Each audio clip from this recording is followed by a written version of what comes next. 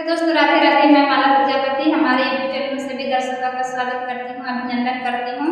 आज मैं बहुत ही प्यारा गहरा नाच गीत लेकर आई हूँ। अगर आप सभी को अच्छा लगे तो प्लीज लाइक करना, कमेंट करना और मेरे चैनल को सब्सक्राइब करना।